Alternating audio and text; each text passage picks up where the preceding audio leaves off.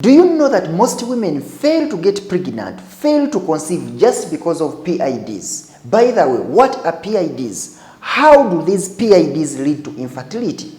What causes PIDs? How can you treat them? And how you can prevent PIDs? All that in this video about PIDs and infertility.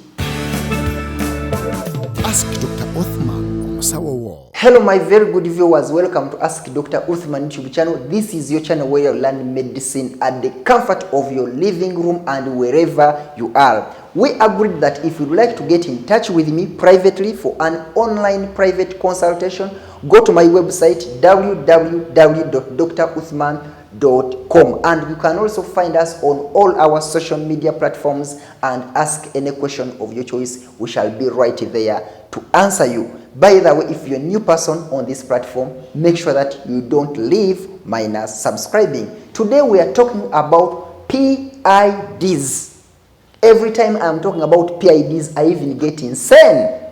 PIDs are one of the major causes of infertility in the world. Most women have failed to get pregnant. Most women are being called barren because of PIDs. What are PIDs? PIDs, like the word sound, PID comes from the word pelvic inflammatory diseases, what some people will call infections. What are these diseases? Let's look at the reproductive system of a woman. So this disease, all these infections affect the reproductive system, and that is the V, the cervix, the uterus, the fallopian tubes, and the ovary. How does this come about? What causes these PIDs? What causes these PIDs? Most of the PIDs are caused by sexually transmitted diseases, STIs, sexually transmitted diseases, and the biggest culprit here is called gonorrhea. Gonorrhea. Gonorrhea is one of the main causes of PIDs, and it is an STD. Actually, I've seen several people passing around. You find someone in town saying, you know, my doctor said I have infections. My doctor said I have PIDs. My friend, you're talking about sexually transmitted diseases, because 90% of the PIDs are caused by STDs, the gonorrhea and chlamydias of this world. And how does someone get these diseases? Of course, your partner has an infection, or your partner has an STD like chlamydia or gonorrhea. You have live or unprotected sexual intercourse and you acquire it. At first, it will not affect directly the pelvic parts or the uterus, the fallopian tubes to become a PID. There will first of all be sexually transmitted diseases, the STDs, which will be affecting only the V area. However, if this infection, if this gonorrhea, the chlamydia, is left untreated, because some of them, actually, we shall look at the signs and symptoms, some of them may not even get, you may not even get the symptoms. So if they are left untreated, they can ascend. So PIDs are as a result of ascension, or the ascending of infections into the upper centers of the reproductive system. What do I mean? If you have gonorrhea or chlamydia and it is not treated, it will travel, it will move. The bacteria will move and reach the uterus. The bacteria will move and reach the fallopian tubes and even the ovaries. And at the end of the day, you'll have a PID. Same applies to the chlamydia. So, these PIDs are mainly, even if this video ends here, even if you stop watching from here, I want you to understand that most PIDs are sexually transmitted. Actually, some of them are transmitted by you yourself. How? You have a PID, you have some small infection, maybe bacterial vaginosis or chlamydia or the gonorrhea, but it is still within the vulva or the V area, the vagina. What is going to happen? You women, most women don't know how to wash themselves. This issue called douching. You'll find that a woman is trying to put 2 fingers inside. They dip both fingers inside and is trying to scratch and remove I don't know what. And they spend even a lot of time, someone is putting fingers there to remove dirt.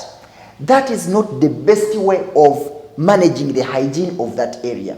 You're not supposed to put the 2 fingers, because actually when you put the 2 fingers, when you fix your 2 fingers there, they are the ones going to transmit this infection. Probably the bacteria or any germ may be around the vulva or the vagina area.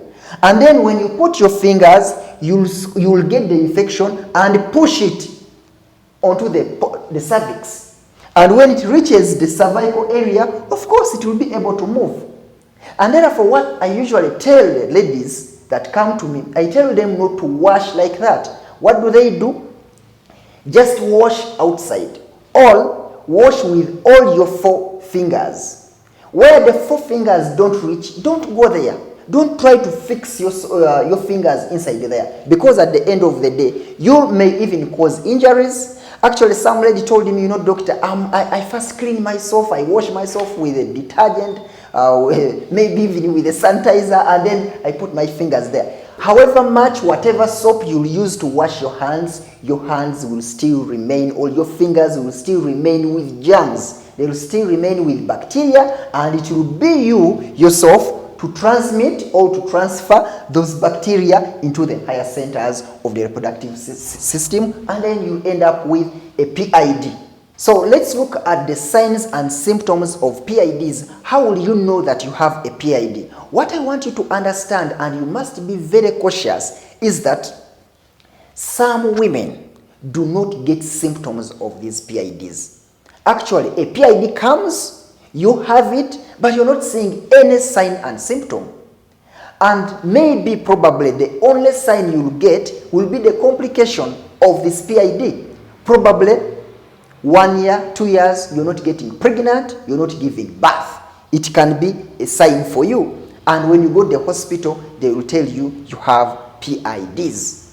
But most women will experience lower abdominal pain. Actually, this is one of the cardinal signs or symptoms of PIDs. Women have lower abdominal pain. They feel pain in the groin region.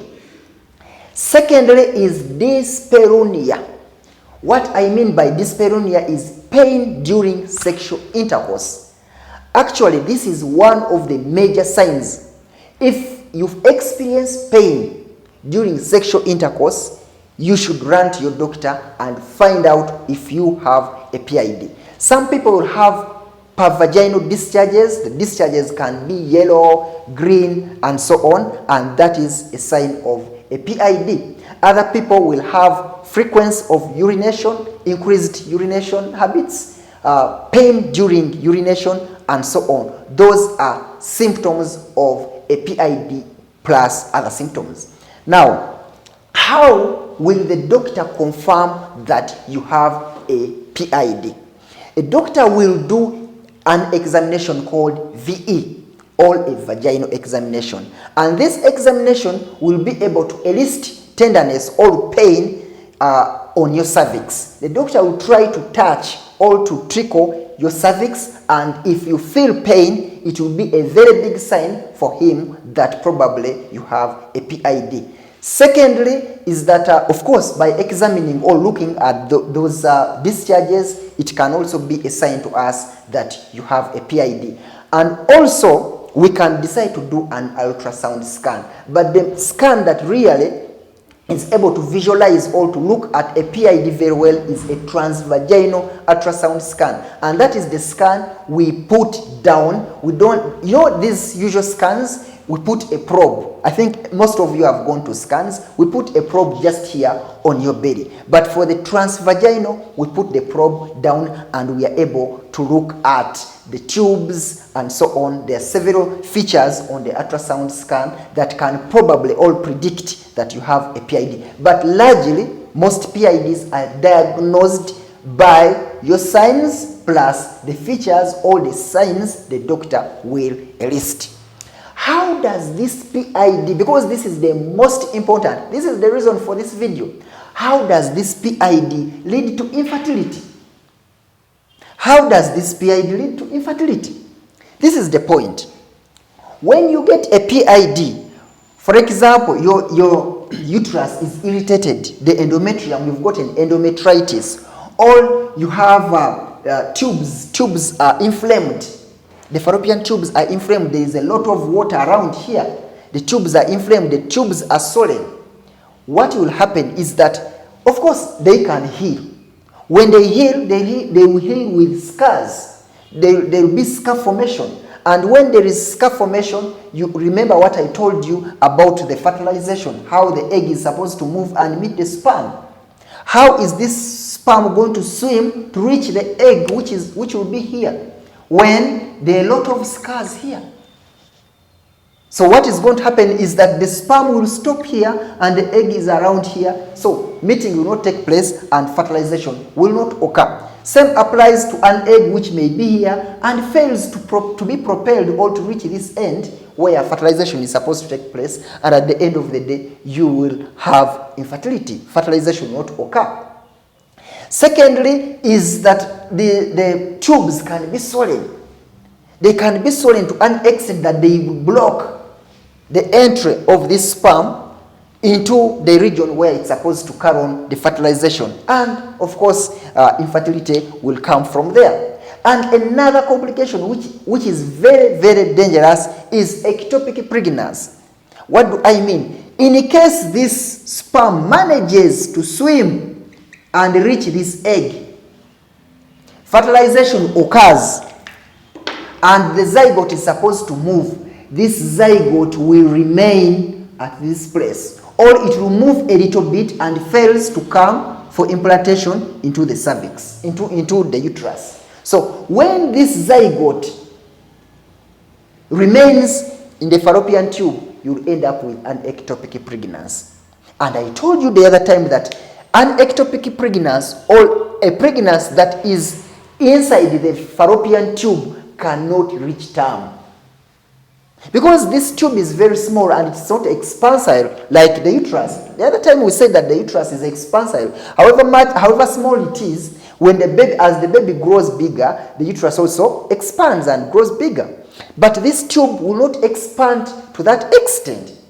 And therefore, when the baby grows to about 2 months, 3 months, in most cases it may not even reach 3 months, the tube will rupture.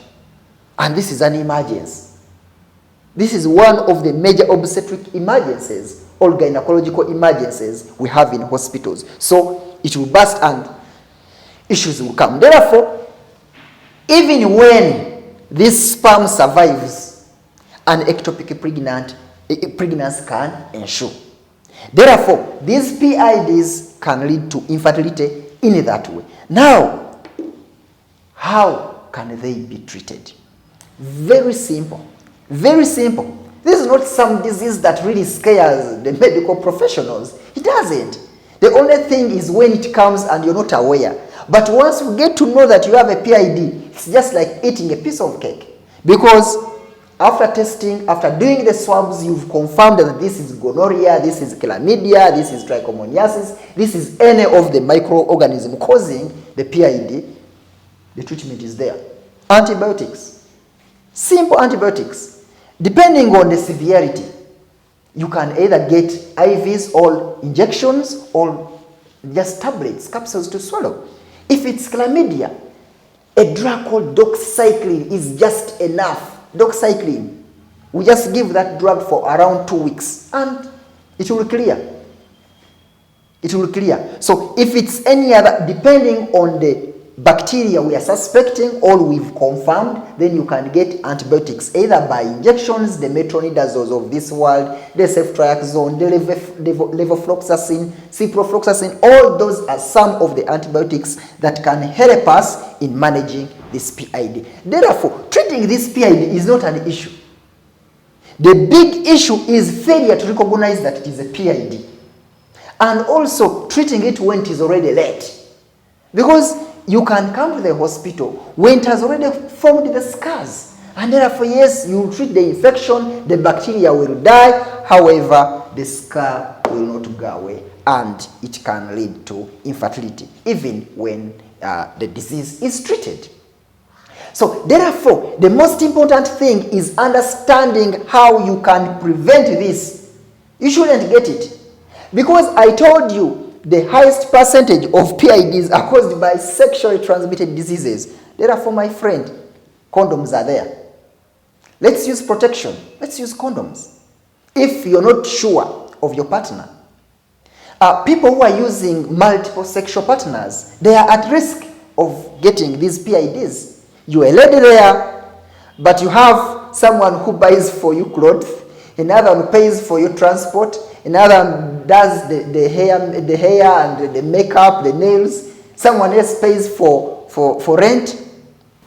You are at this risk of getting a PID because you are using several men, several partners, and they are also using several other partners. And that's when we come to multiple sexual partners with multiple sexual partners. You have like 3 or 4, but one of the guys, one of the third person is also having like 3 or 4. You're a candidate, my friend.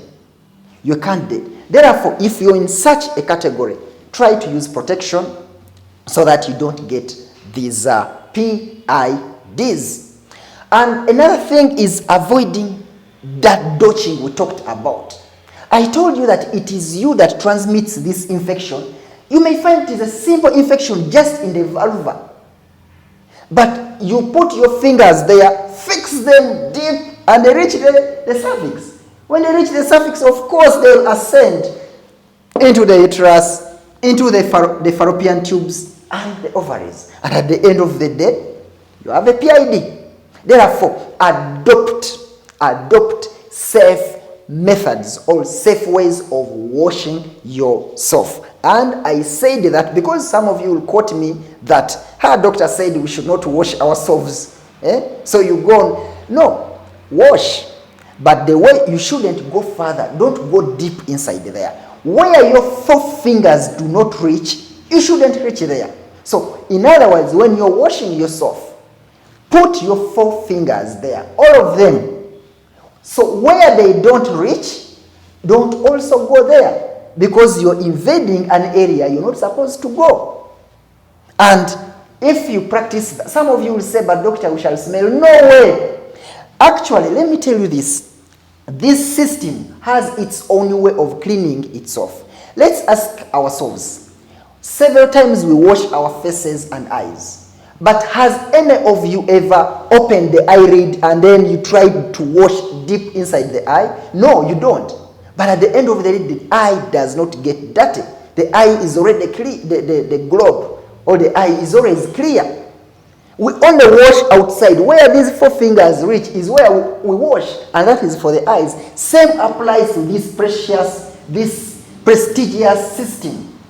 It can clean itself. It has that mechanism of propelling the dirt and so on to get out without your involvement. You only need to apply a little. And some of you put soap. You're not supposed to put any detergent. Just use plain water and wash outside and all that area where the 4 fingers can reach. Because at the end of the day, this system can propel, can bring its own blood. Blood can come from here during menstruation.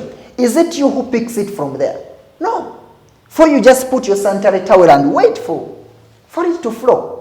And therefore, it has its own mechanism. It's a natural mechanism of eliminating all that you think you are eliminating. Therefore, by avoiding this kind of dodging we've talked about, you'll be able to reduce the risks of transmitting these infections from the vulvar area to the higher centers of the reproductive system. And thus, you'll be able to avoid or prevent yourself from getting PIDs. We agreed that if you'd like to have an online private consultation, go to my website www.druthman.com and make an appointment. And if you're a new person on this platform, do not leave without subscribing. We are going to end from here about infertility and PIDs. Wait for another episode about infertility. We shall discuss infertility until we leave no stone unturned. I sign out. Ask Dr.